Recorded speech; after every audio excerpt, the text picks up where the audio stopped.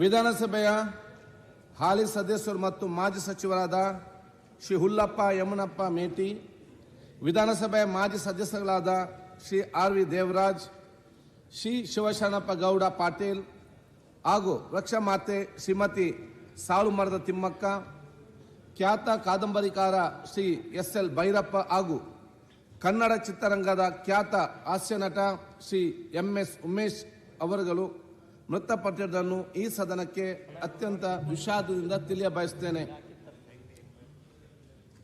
ಹುಲ್ಲಪ್ಪ ಯಮನಪ್ಪ ಮೇಟಿ ಮಾನ್ಯ ವಿಧಾನಸಭೆಯ ಸದಸ್ಯರಾದ ಶ್ರೀ ಹುಲ್ಲಪ್ಪ ಯಮನಪ್ಪ ಮೇಟಿ ಅವರು ಬಾಗಲಕೋಟೆ ಜಿಲ್ಲೆಯ ತಿಮ್ಮಾಪುರ ಗ್ರಾಮದಲ್ಲಿ ದಿನಾಂಕ 9/10/1946ರಂದು ಜನಿಸಿದರು. ವೃತ್ತಿಯಲ್ಲಿ ಕೃಷಿಕರಾಗಿದ್ದ ಶ್ರೀಯುತರು ಬಿಲ್ಕೆರೂರು ಮಂಡಲ ಪಂಚಾಯಿತಿಯ ಅಧ್ಯಕ್ಷ ಮೂಲಕ ರಾಜ್ಯಕ್ಕೆ ಪ್ರವೇಶಿಸಿದರು. ಬಾಗಲಕೋಟೆ ತಾಲೂಕು ಕೃಷಿ ಹುಟ್ಟುವಳಿ ಮಾರಾಟ ಸಮಿತಿ, ಬಾಗಲಕೋಟೆ ಪಟ್ಟಣ ಅಭಿವೃದ್ಧಿ ಪ್ರಾಧಿಕಾರ ಮತ್ತು ಎಂಎಸ್ಐಎಲ್ನ ಅಧ್ಯಕ್ಷರಾಗಿ, ಡಿಸಿಸಿ ಬ್ಯಾಂಕ್ ಹಾಗೂ ಎಪಿಎಂಸಿಯ ನಿರ್ದೇಶಕರಾಗಿ ಸೇವೆ ಸಲ್ಲಿಸಿದ ಶ್ರೀಯುತರು 1989ರಲ್ಲಿ ಗುಲ್ಲೆದೆಗುಡ್ಡ ವಿಧಾನಸಭಾ ಕ್ಷೇತ್ರದಿಂದ ಮೊದಲ ಬಾರಿಗೆ 9ನೇ ವಿಧಾನಸಭಾ ಕ್ಷೇತ್ರಕ್ಕೆ ಚುನಾಯಿತರಾಗಿದ್ದು, ನಂತರ 10-12ನೇ ವಿಧಾನಸಭೆಗೆ ಅದೇ ಕ್ಷೇತ್ರದಿಂದ ಪುನರ್ ಆಯ್ಕೆಯಾಗಿದ್ದರು. 14ನೇ ವಿಧಾನಸಭೆಗೆ ಅದೇ ಕ್ಷೇತ್ರದಿಂದ ಪುನರ್ ಆಯ್ಕೆಗೊಂಡಿದ್ದರು.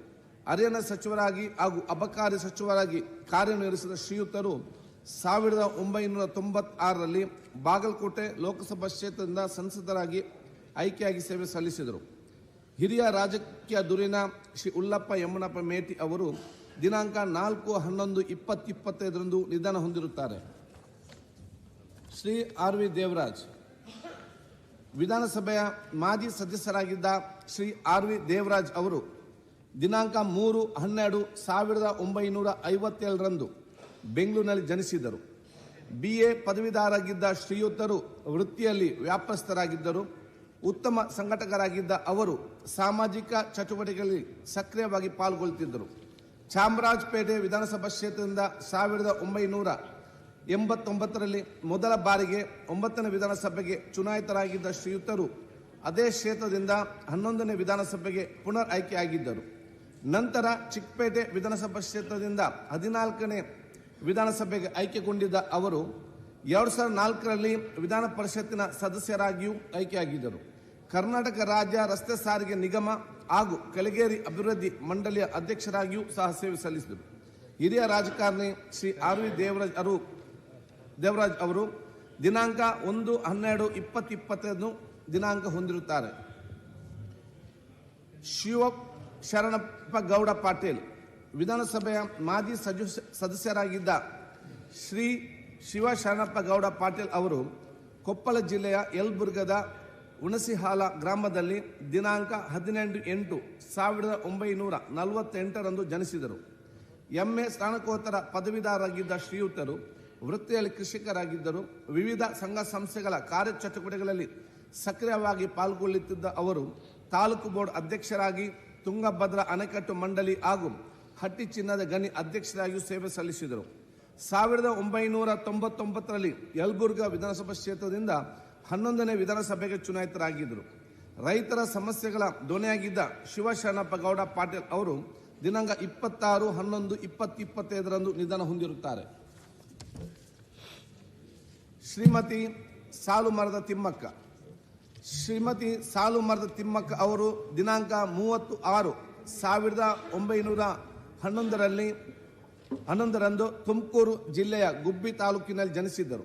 ತಮಗೆ ಮಕ್ಕಳಿಲ್ಲದ ದುಃಖವನ್ನು ಮರೆಯಲು ರಸ್ತೆ ಬದಿಯಲ್ಲಿ ಆಲದ ಮರಗಳನ್ನು ತಮ್ಮ ಅತ್ಯಮೂಲ್ಯ ಆದಾಯವನ್ನೇ ಬಳಸಿ ನಡೆಸಲಾರಂಭಿಸಿದರು.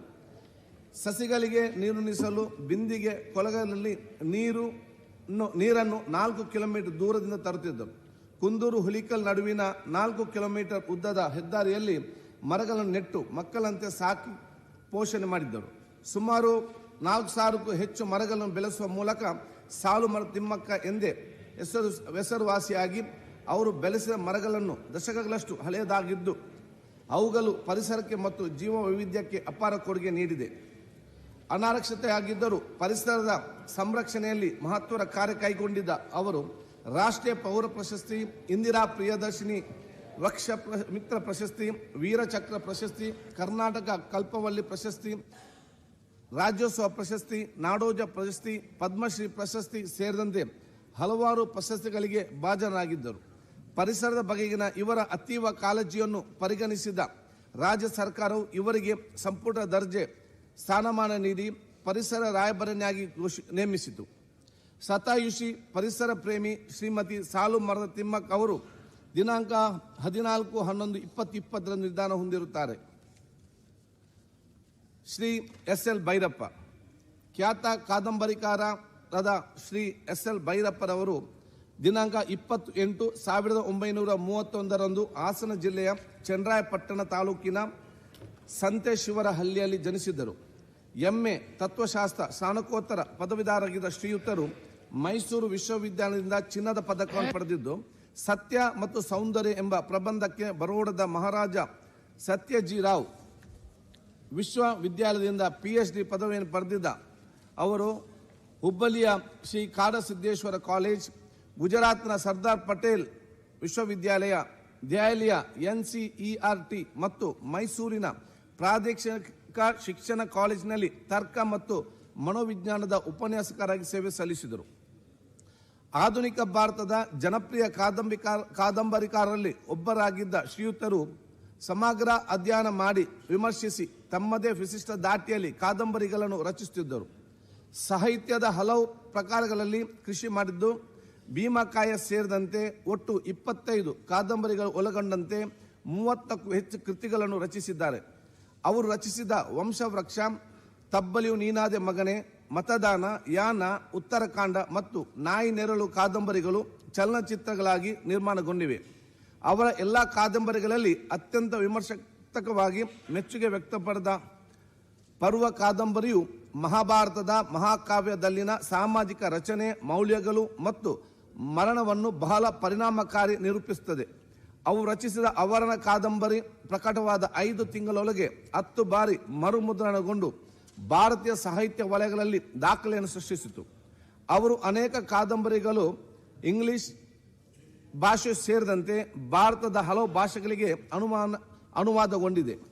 1999ರಲ್ಲಿ ಕನಕಪುರದಲ್ಲಿ ನಡೆದ ಕನ್ನಡ ಸಾಹಿತ್ಯ ಸಮ್ಮೇಳನದ ಅಧ್ಯಕ್ಷತೆ ವಹಿಸಿದ ಶ್ರೀಯುತರು ಗುಲ್ಬರ್ಗಾ ವಿಶ್ವವಿದ್ಯಾಲಯದಿಂದ ಗೌರವ ಡಾಕ್ಟರೇಟ್ ಪಡೆದಿದ್ದರು. ಪದ್ಮಶ್ರೀ, ಪದ್ಮಭೂಷಣ, ಸರಸ್ವತಿ ಸಮ್ಮಾನ್, ಕರ್ನಾಟಕ ಸಾಹಿತ್ಯ ಅಕಾಡೆಮಿ ಪ್ರಶಸ್ತಿ, ಕೇಂದ್ರ ಸಾಹಿತ್ಯ ಅಕಾಡೆಮಿ ಪ್ರಶಸ್ತಿ, ಪಂಪ ಪ್ರಶಸ್ತಿ, NTR ರಾಷ್ಟ್ರ ಪ್ರಶಸ್ತಿ, ಡಾಕ್ಟರ್ ಬೆಟ್ಟಗಿರಿ ಕೃಷ್ಣ ಶರ್ಮ ಪ್ರಶಸ್ತಿ ಸೇರಿದಂತೆ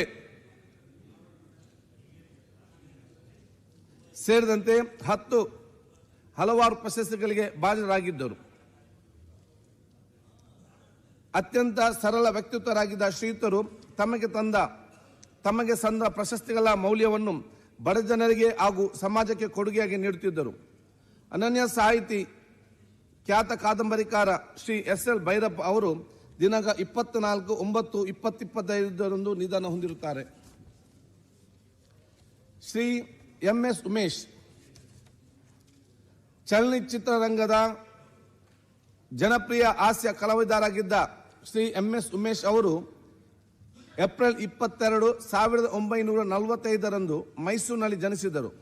ಕೆ. ಹಿರಣ್ಣಯ್ಯ ಅವರ ಮಿತ್ರ ಮಂಡಳಿಯಲ್ಲಿ ಬಸವೇಶ್ವರ ನಾಟಕದಲ್ಲಿನ ಬಿಜ್ಜಲನ ಮಗನ ಪಾತ್ರದಲ್ಲಿ ಅಭಿನಯಿಸುವ ಮೂಲಕ ತಮ್ಮ 4ನೇ ವರ್ಷದಲ್ಲಿ ರಂಗಭೂಮಿ ಪ್ರವೇಶಿಸಿದ ಶ್ರೀಯುತರು ನಟನೆ ಜೊತೆಗೆ ಪಿಯೋನ ವಾದಕರಾಗಿ, ಕುಂಚ ಕಲಾವಿದರಾಗಿ ಮತ್ತು ಹಾರ್ಮೋನಿಯಂ ವಾದಕರಾಗಿಯೂ ಖ್ಯಾತ ಗಳಿಸಿದರು. ಗುಬ್ಬಿ ವೀರನ ಕಂಪನಿಯಲ್ಲಿ ಪಳಗಿದ ಶ್ರೀಯುತರು ಹಲವಾರು ನಾಟಕಗಳಲ್ಲಿ ಬಾಲನಟನಾಗಿ ಅಭಿನಯಿಸಿದರು. 1959ರಲ್ಲಿ ಮಕ್ಕಳ ರಾಜ್ಯ ಚಲನಚಿತ್ರದಲ್ಲಿ ಅಭಿನಯಿಸುವ ಮೂಲಕ ಚಿತ್ರರಂಗ ಪ್ರವೇಶಿಸಿದ ಶ್ರೀಯುತರು ನಂತರ ಕಥಾ ಸಂಗಮ, ತಪ್ಪಿದ ತಾಳ, ಅನುಪಮ, ಕಾಮನ ಬಿಲ್ಲು, ಶ್ರುತಿ ಸೇರಿದಾಗ ಗಜಪತಿ ಗೌರವಭಂಗ, ಗೋಲ್ಮಾಲ್ ರಾಧಾಕೃಷ್ಣ, ಗುರು ಶಿಷ್ಯರು, ಡೇರ್ ಡೆವಿಲ್ ಮುಸ್ತಫಾ ಸೇರಿದಂತೆ ಸುಮಾರು 700ಕ್ಕೂ ಹೆಚ್ಚು ಚಿತ್ರಗಳಲ್ಲಿ ಅಭಿನಯಿಸಿದರು. ಕಥಾ ಸಂಗಮ ಚಿತ್ರದ ತಿಮ್ಮರಾಯ್ ಪಾತ್ರಕ್ಕೆ ಉತ್ತಮ ಪೋಷಕ ನಟ ಪ್ರಶಸ್ತಿಯನ್ನು ಪಡೆದಿದ್ದ ಶ್ರೀಯುತರು ನಾಟಕ ಅಕಾಡೆಮಿಯ ಪ್ರಶಸ್ತಿ, ಮಹಾನಗರ ಪಾಲಿಕೆ ಪ್ರಶಸ್ತಿ, ವಿಶ್ವೇಶ್ವರಯ್ಯ ಪ್ರತಿಷ್ಠಾನ ಪ್ರಶಸ್ತಿ ಸೇರಿದಂತೆ ಹಲವಾರು ಪ್ರಶಸ್ತಿಗಳಿಗೆ ಭಾಜನರಾಗಿದ್ದರು. ಖ್ಯಾತ ಹಾಸ್ಯ ನಟ ಶ್ರೀ MS ಉಮೇಶ್ ರವರು ದಿನಾಂಕ 30/11/2025 ನಿಧನ ಹೊಂದಿರುತ್ತಾರೆ. ಮುಖ್ಯಮಂತ್ರಿ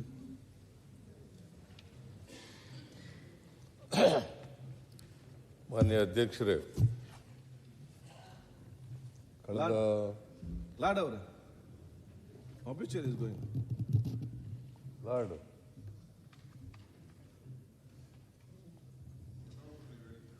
ಹೊಟ್ಟೋದ್ರ ಒಬ್ಬನೇ ಭಯ ಪಡದೇ ಇರೋನು.